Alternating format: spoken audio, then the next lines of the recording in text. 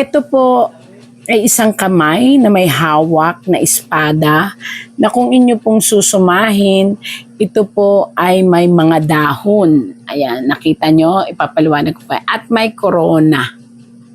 Sa ngayon po, maniwala man ho kayo at hindi, buo pa rin po ang pagmamahal ng tao at lalo po siyang minamahal ng mga tao at ng sanlibutan.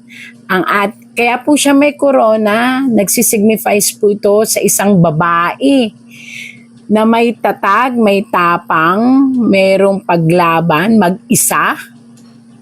Kahit ang mga nasa paligid niya ay pilit siyang pinababagsak. Bakit po sinabing pinababagsak? Kung makikita niyo po, ang kanyang dahon instead na pataas ay pababa.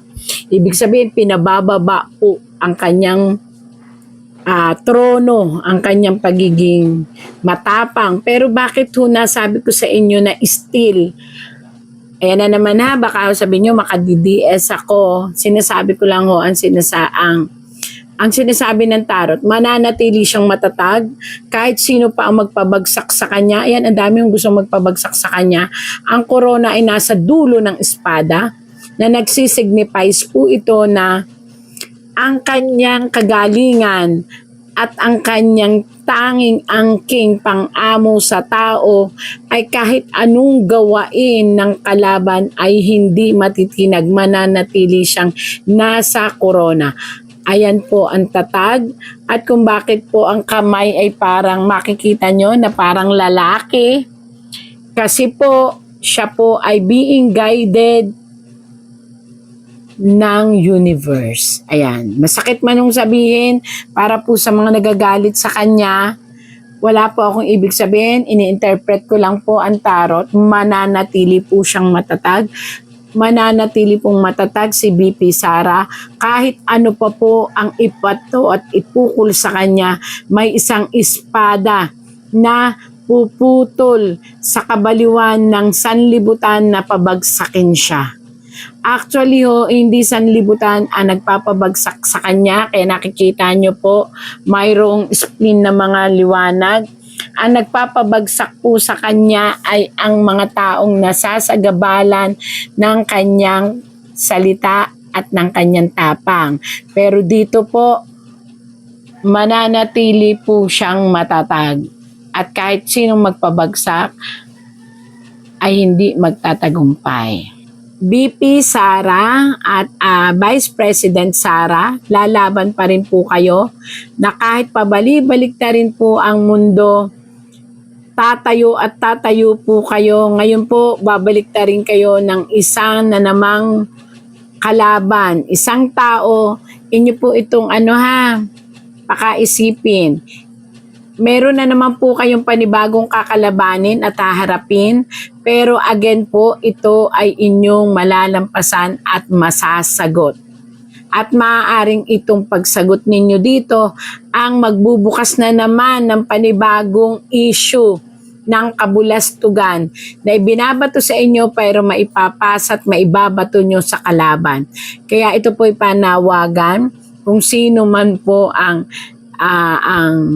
mag-iimbestiga sa kanya, sana po ay mapagtuunan nyo ng katotohanan ang bawat salita dahil lalaban po talaga siya at ipapakita niya ang katotohanan. Ramil Madriaga is a polluted source. He is facing kidnapping with murder charges. In 2021, one member of the anti-kidnapping gang was killed. The PNP, member of the anti-kidnapping gang. And then they were arrested in 2022, 2023. That's why he is in jail. And now we're going to give credence to a polluted affidavit. We've heard the details of the protective custody which are being requested by the Honorable Joker by way of his motion.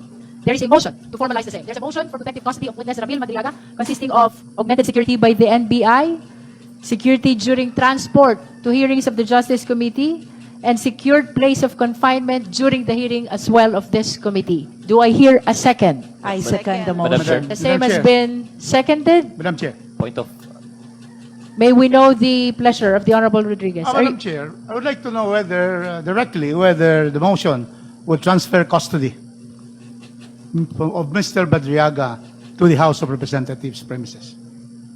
May we be clarified on that, the Honorable Jokno? I did not include that in my motion, Madam Chair. I understand that the motion is only to make sure that he is in a secured place of confinement. Yes. Madam Chair, it has already been stated that the Honorable Director of NBI has already assigned personnel to watch 24 hours Mr. Madriaga in Camp Bagondiwa.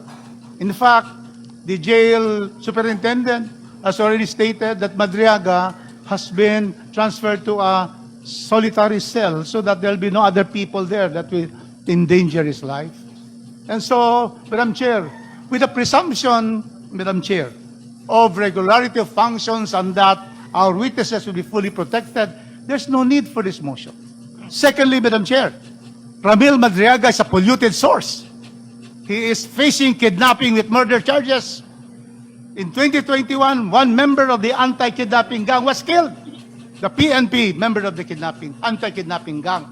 And then they were arrested in 2022, 2023. That's why he is in jail. And now we're going to give credence to a polluted Chair. affidavit.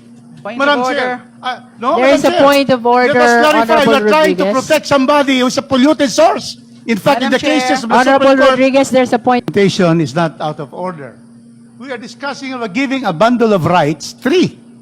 All of this to be able to give that advantage, that perceived, safety issues which are not. That's why me stating that to give this bundle of rights, to give this protection, to all of this custody and so forth in a safe place, should not be given to a polluted source. That is the point that I have. And therefore, it is not out of order. We are discussing, we are objecting to this particular motion. And that is the reason why, these are the reasons why I say that we have to know this person whom we are giving all of this extra advantages and extra attention and care which he does not deserve. Isa pa, yung kay Madriaga, wala namang ebidensya, di ba?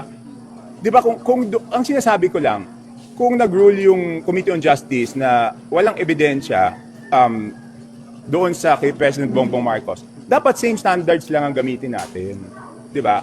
Kasi ang problema dito, we cannot okay, maging totoo tayo sa lahat ng sinasabi. Alam ko, madami ayaw kay VP Sara.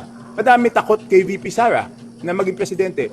Pero we cannot impose our fear or our will on her kasi may bumoto sa kanya eh.